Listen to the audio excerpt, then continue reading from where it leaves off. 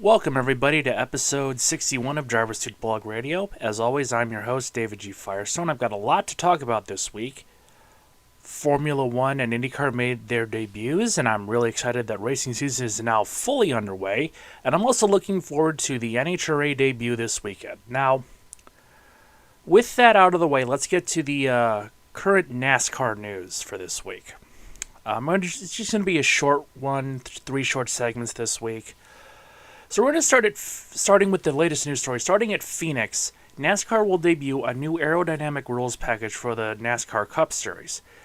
This configuration will be used at any and all tracks where the new quote-unquote wet weather equipment will be required. As such, it will be set up for use at the Charlotte Roval, the Chicago Street Course, Circuit of the Americas, the Road Course at Indianapolis, Martinsville, New Hampshire, the North Wilkesboro All-Star Race, Phoenix, Richmond, Sonoma Road Course, and Watkins Glen. Now, what is this new package, I hear you asking? Well, it slightly modifies the current next-gen car to slightly decrease the downforce, which includes a number of tweaks underneath the car. This includes the removal of 3 diffuser strakes, S-T-R-A-K-E-S, I have no idea what those are, engine panel strakes, and trimming the diffuser's outer fencing. This package also includes a 2-inch rear spoiler as well, which is the reduction from the current 4-inch spoiler on the rear deck lid. So they're cutting it in half, basically. Now, it's interesting to note that these new modifications come courtesy of the Research on the Garage 56 program. I don't think I've talked about this yet, but Garage 56 is a project NASCAR, Hendrick Motorsports, Chevrolet, and Goodyear have been working on closely to compete at the 2023 24 Hours of Le Mans. I bring this up because it was announced late last week, as of the time of recording, that Garage 56 has received an official invitation to the race that came this week. Now, while it seems that this might be NASCAR's first venture into Le Mans, that's actually not true. I did a little research on this, and I learned that NASCAR actually fielded 2 cars in the 1976 24 Hours of Le Mans.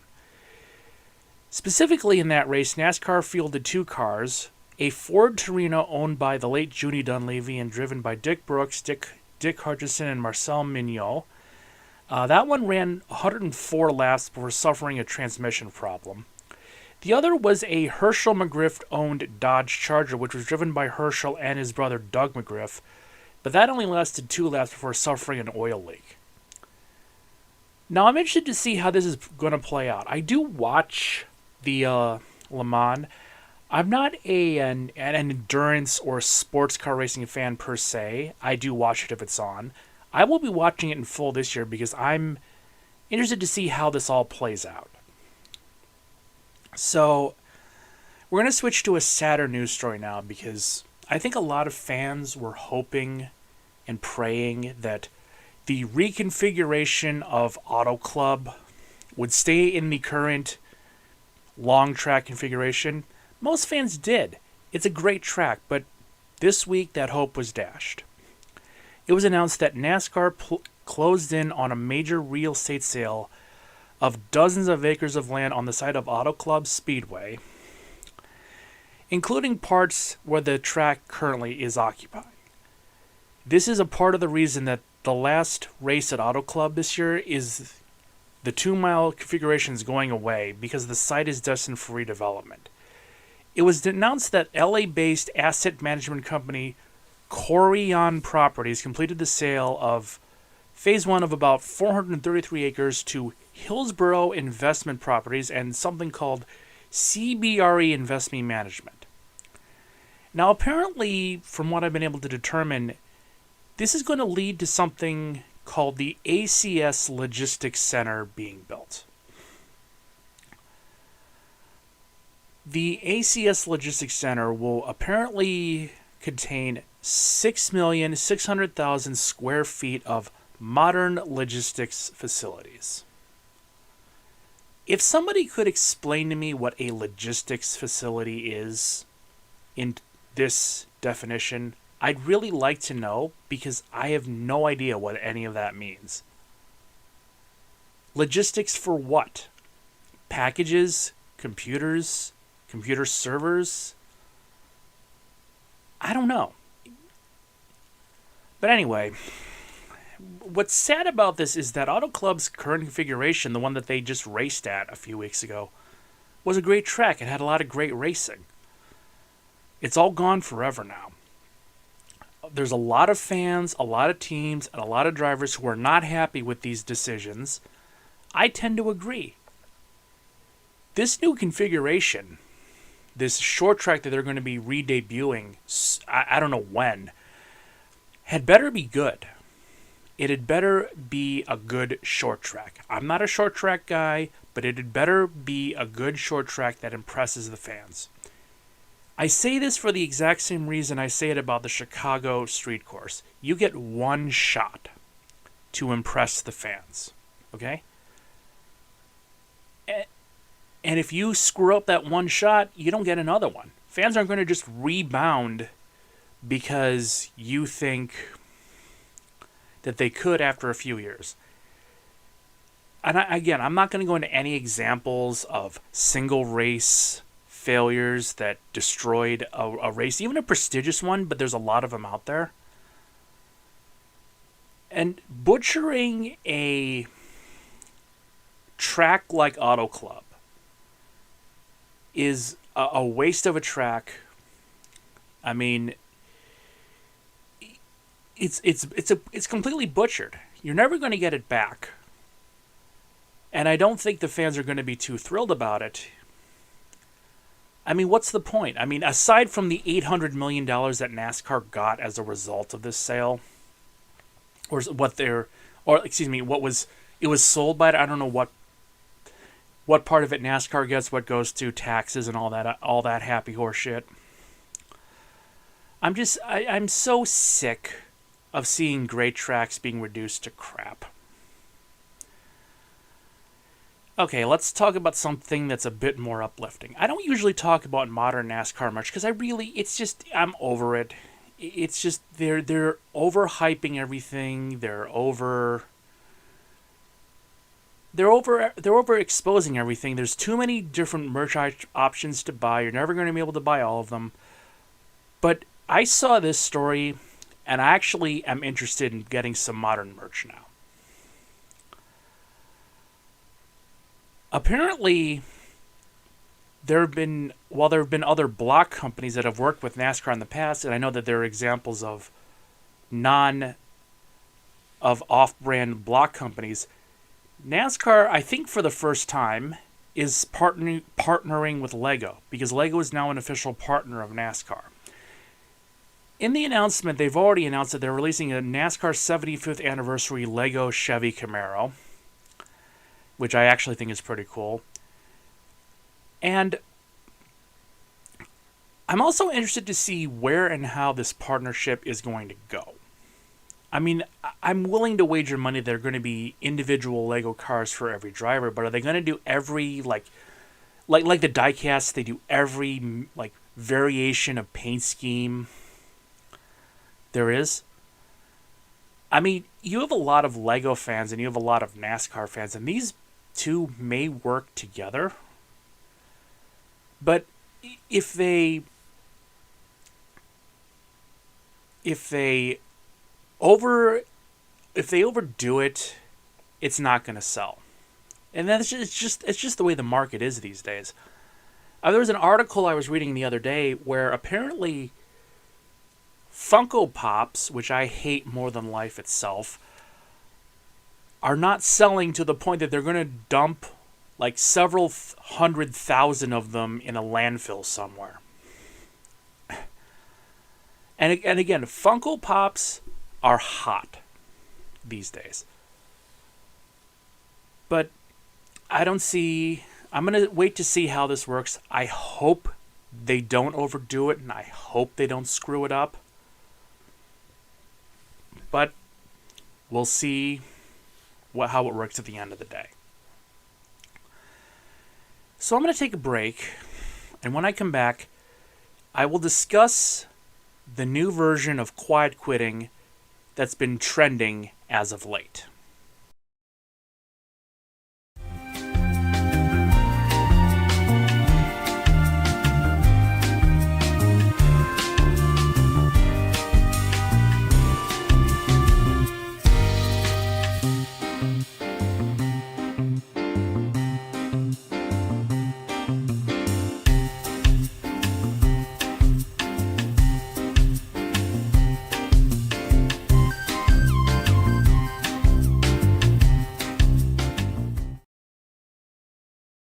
With that out of the way, we're going to discuss the new trend, the one that replaces quiet quitting.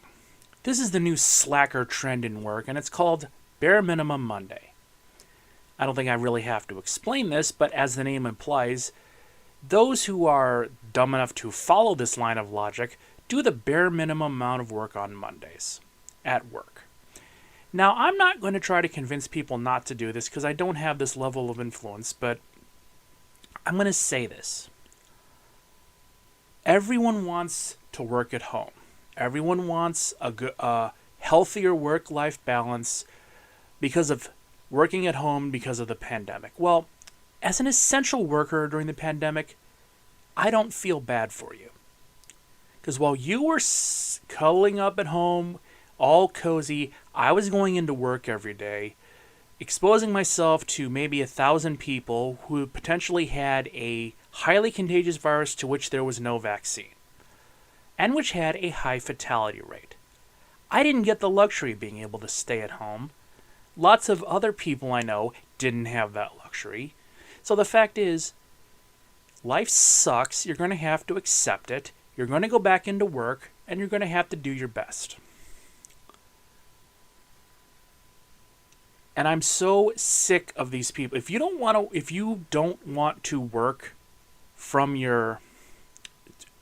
you don't want to commute to your job, then they'll find someone who can. And that sort of factors into what I'm going to talk about with Bare Minimum Monday. I mean, aside from the fact that it makes you look lazy to your company, because believe it or not, your company is smarter than you, and they do have ways of figuring this out, which we'll get to in a little bit. But what I question here is why these are trends. Well, you know why they're trends? Because so many people post about these quote-unquote strategies on social media for all the world to see and hear. And I'm being very generous with the term strategies here because it will backfire. We have these people who want to do the minimum because that's what they're here to do. Fine. You want to be a Mr. Minimum or Mrs. Minimum, then just be one. Don't broadcast it because it's not a good move, and you're giving your company the rope they need to hang you with, which will always end badly. I'm a big fan of not giving companies the rope they need, or anyone giving the rope they need to hang me with. I go into work, I do my best, I work as hard on one day as I do the next day. And I've said this before and I'll say it again. How you see yourself is irrelevant to how your company sees you. You might see yourself as a great employee who may only do a little less on Mondays because you need to de-stress. Your company sees you as somebody who is lazy and unmotivated one day a week. I get the idea of self-care. I get the idea of, doing what's best for you as a person. I get it. But broadcasting it in such a way that you give your company second thoughts about keeping you on an employee is not the way to go here. If you're going to do it, do it. If you're going to do it, do it, but don't say anything. See, companies see everything. Everything, be it employees, equipment, policies, whatever, in one of two categories, either assets or liabilities. If your company sees you as a hard worker and you're doing your best 5 days a week, they'll see you as an asset and you're somewhat safe. In this day and age, if you give your company any reason at all to see you as a liability, they will rid you at the earliest possible opportunity. Companies do not keep liabilities around at all for any reason. And that's how it's always been, and that's how it's always going to be. If you want to be a Mr. or Mrs. Minimum, go right ahead. It's not going to make you look good to your company. And again, many of your coworkers will hate you. I've had to clean up after more than a few Mr. or Mrs. Minimums in my time, and we're sick of you. Either commit fully or don't commit at all. There is no half-assing it here. So the question becomes, why do people think that this is a good idea? Why do people broadcast that they're going to do the bare minimum at work either 1 day or 5 days on social media? Why broadcast it? Do people in this day and age not read the stuff they sign anymore? In the social media era, tell a lie. Almost every job I ever had, I had to sign multiple pieces of paper that state what I can and cannot discuss on social media in terms of when it pertains to the company. There was one job I had that was, I think, a money laundering operation where I didn't have to sign this, but it was just at the beginning of MySpace. That's how old I am. Now, people don't seem to realize that these pieces of paper are in fact legal contracts. And their companies will enforce them at all times. Again, your company is smarter than you are. Okay? And why is this whole thing important to you as an employee? Well, because many people do not seem to understand that, contrary to popular belief, these kinds of posts are not covered by the First Amendment rights of the United States Constitution. You see, under the First Amendment, you're allowed to criticize the government and its policies under reason. You cannot make threats while doing it. And also, when it comes to the legal definition, you can criticize private entities such as individual citizens or business in certain ways, and there's a lot of mumbo-jumbo and legal issues with that. You can say whatever you want to about your employer on social media, but if they want to fire you for it, they're entitled to, and that's not protected by the First Amendment. And I bring this up because I live in Illinois. And when I was in school, specifically 8th grade, you had to take and pass a lengthy and thorough test on the Constitution of the United States as well as the laws of Illinois. Now, this includes being taught what every single amendment in the Constitution is, the context as to why it was added, and how the election process works in addition. I've also taken a law class on the First Amendment in college. What I have taken away from all of this is a lot of people have no earthly idea how the First Amendment actually works. They hear freedom of speech, which thinks that they can say and do certain things in certain ways, which is proven itself to be incorrect in quite a few ways, and it's uninformed, to be perfectly honest with you. Again, if you criticize your company, they can get rid of you. If you criticize a business, that business never has to let you in the doors again. If you decide to criticize somebody as a person publicly, and you're not being, in a lot of instances, they can turn around and file a lawsuit against you for defamation of character. I mean, it's a lot more complex than I'm making it sound. But if you decide to bash your company, or you publicly state that you're only going to do the bare minimum at work, be it 1 day or 5 days, it's not protected, has never been protected, and more than likely never will be protected by the First Amendment.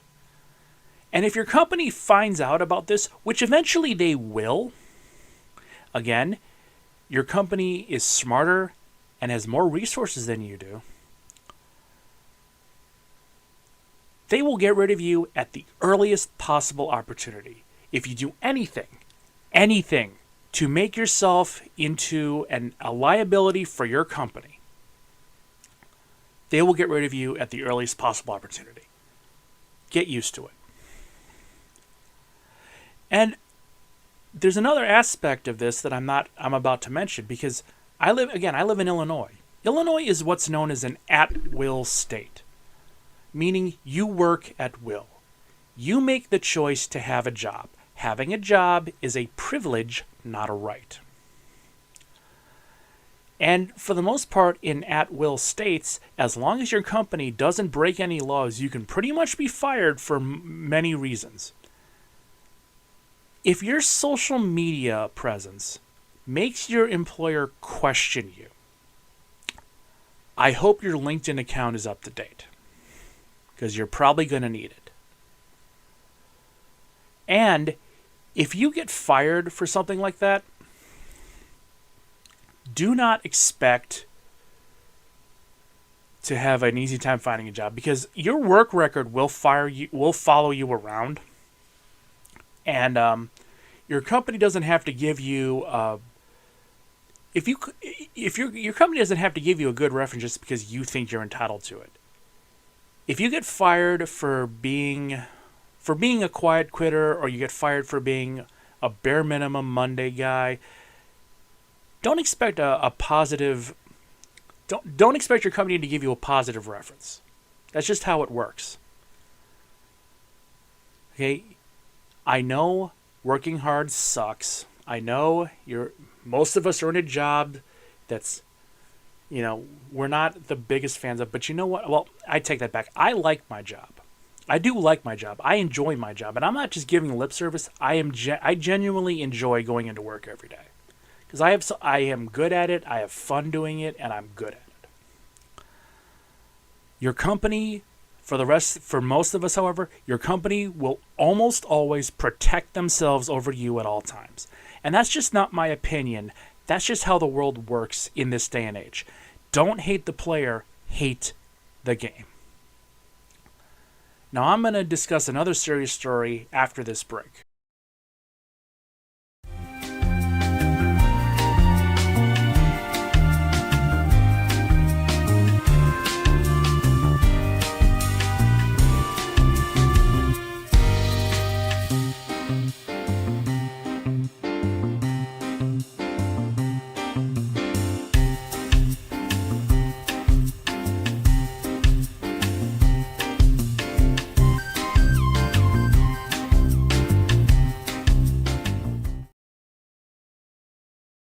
So for this last segment, I'm going to briefly discuss this story. This story proves something that I've been saying for a long time, and people much wiser than me have been saying for some time. And this is just one case. I'm going to discuss a few others, but this story takes us to Beckley, West Virginia. So recently, the Woodrow Wilson High School Hall of Fame removed some jerseys from their former athletes within the Hall of Fame. Now, I'm not going to say the names of these three individuals. I'm just going to read their charges. 3 athletes had their jerseys removed because they were charged with serious crimes, as I just said. One was convicted of the 2021 murder of a 7-year-old. A 7-year-old. One is serving 20 years for sexual abuse, and the third is charged with sex abuse charges involving a minor. Now, when you have a story like this, you always have the idiots coming out of the woodwork who don't feel that it's a right move to make, because they were athletes. They were good on the court or good on the field or good wherever. They shouldn't be judged based on what they did off the field. A lot of people think that criminal charges should be overlooked when it comes to famous people. As far as these people are concerned, what they do as athletes, what they do as actors, what they do as singers, what they do as YouTube personalities, what they do as politicians is somehow or other more important than the criminal charges they're facing and who they harmed. Well, take my word here. This is 2023. You can't just judge things based on how successful they are anymore. And it's been like that for a while.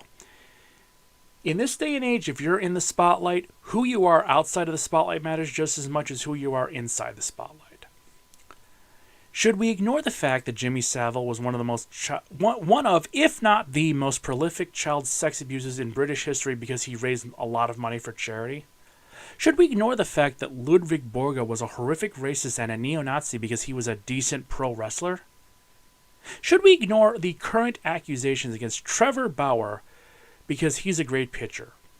There's a very simple answer to that. No, we shouldn't. We shouldn't ignore how bad of a person is outside of the spotlight because they're doing good things in the spotlight.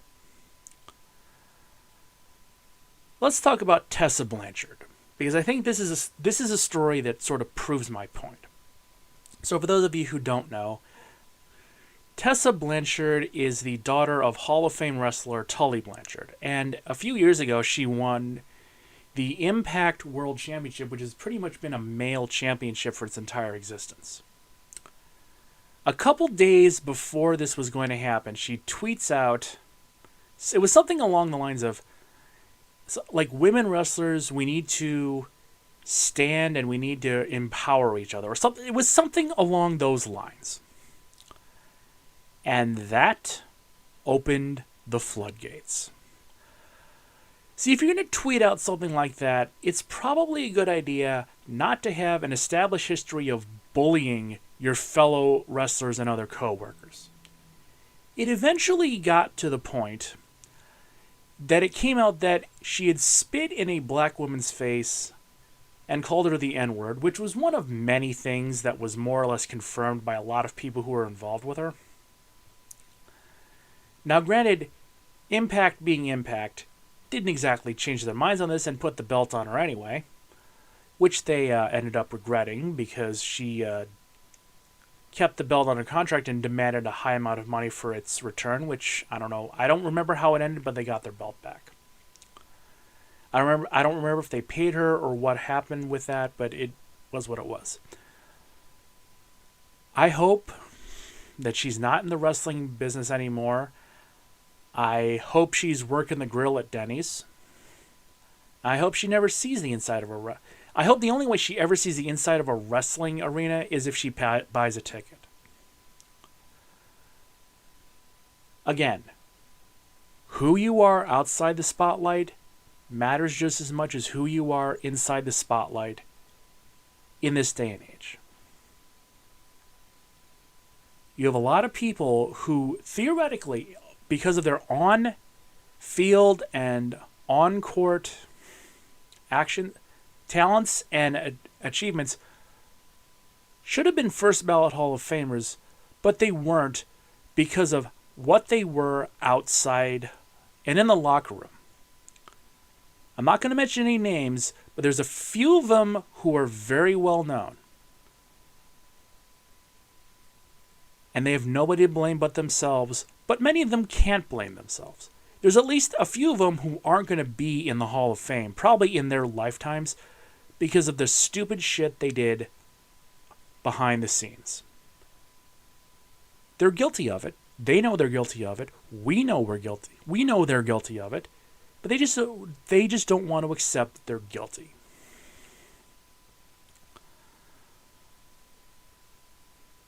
You're going to see more and more of this in the coming years. Guaranteed. Guaranteed. And I think it's a good thing. Like the story that I'm talking about. These three guys may have been great athletes, but in the end, they're just bad people. I mean, one shot a 7-year-old, and the other two are involved with sexual abuse cases, one of which is with a minor. These guys don't deserve honor. These guys don't deserve respect. These guys don't deserve to be put on a pedestal. These guys don't deserve to be remembered as athletes. They shouldn't be forgotten because their transgressions should be put on public display because this is how your career could end.